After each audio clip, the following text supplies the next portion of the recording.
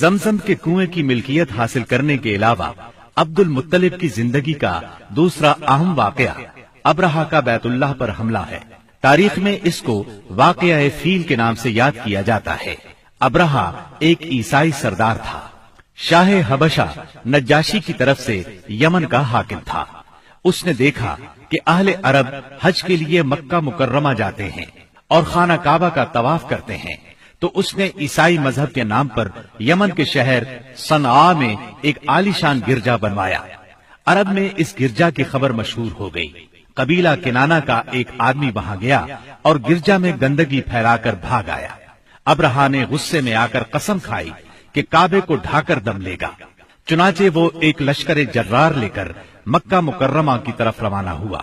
راستے میں عرب کے جس قبیلے نے بھی مزاحمت کی، ابرہہ نے اسے تہہ تیغ کر ڈالا، یہاں تک کہ وہ مکہ معظمہ کے قریب پہنچ گیا۔ وہاں کے لوگوں کو اپنے ارادے سے خبردار کرنے کے لیے اس نے اہل مکہ کے جانور پکڑ لیے۔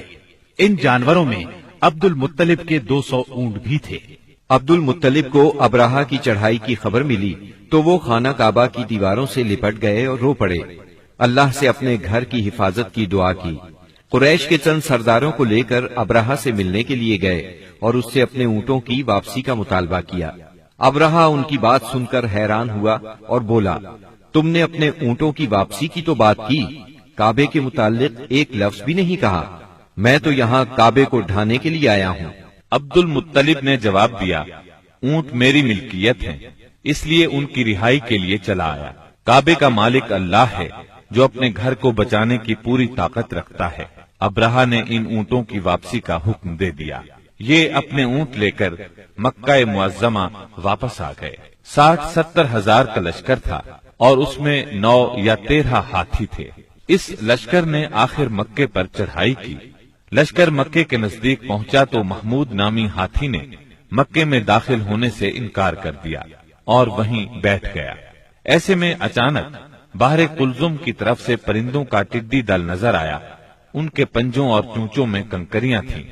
جن سپاہیوں پر وہ کنکریاں پڑتی ان کے اعضاء کٹنا شروع ہو جاتے۔ ان کنکریوں کے گرنے سے ابرہہ کی فوج اور ہاتھیوں کا جو حشر ہوا وہ بلا شبہ تاریخ عالم کا ایک نہایت حیرت ناک باب ہے۔ خود ابرہہ مشکل سے گرتا پڑتا صنعاء تک پہنچا اور نہایت دردناک عذاب میں گرفتار ہو کر یمن میں مرا۔ عربوں کے ہاں اس سال کو عام الفیل کہتے ہیں۔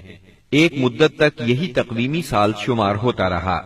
قرآن کریم میں یہ واقعہ سورہ فیل میں بیان ہوا۔